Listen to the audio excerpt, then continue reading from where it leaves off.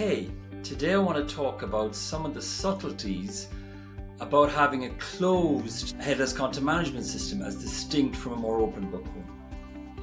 So if you take the likes of the market leaders in the headless CMS space, all the big brands with all the VC capital behind them, they're all promoting this notion of omni-channel. They're essentially saying that there are blank boxes and that it's all about the back-end repository where the content is restored, or retained at least, and it's not really about the front end. So they're headless agnostic, they're not even thinking about the head. Which all sounds great in theory, particularly for big brands that are looking for omni-channel solutions.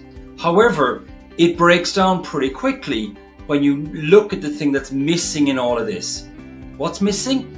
The key piece is that actually the majority of use cases for headless CMS is for websites, not for Internet of Things or deploying your content to a billboard.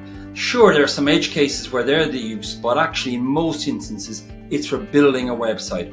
But without that assumption, you've kind of got to go in and build everything yourself, do it yourself from scratch, because there's no assumption. That causes a number of problems. The most obvious one is that you need senior dev working on headless CMS builds because it's a little bit complicated. There's lots to do.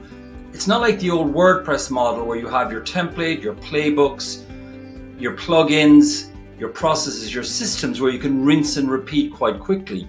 Headless are usually more bespoke builds, and therefore they're going to need a little bit of finessing. There's more work done on the front end side.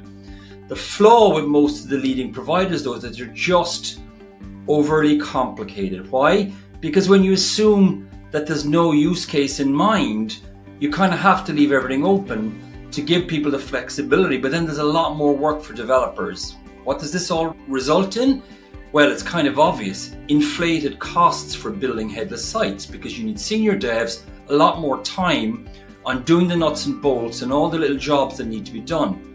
And that's the opportunity that we've identified with Contento. We've spotted the fact that, well, hold on a minute, if we make a simple assumption that our headless CMS is primarily for websites, you can then take a very, very different direction with how you create the product features and the focus, and small things like SEO being baked in, URL management being baked in.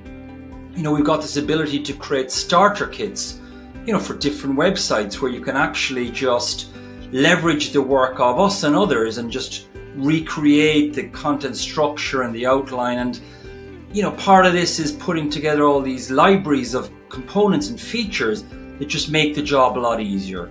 So I guess the key message is tread carefully when it comes to CMS selection. If the primary use case is just for a website predominantly, then think long and hard about going with one of the big brands when actually some of the smaller players around at the edges are doing some interesting things, like assuming the primary use case, and when that simple assumption gives you a very powerful way to then build and use the likes of Contento. Hope that makes sense. Thank you.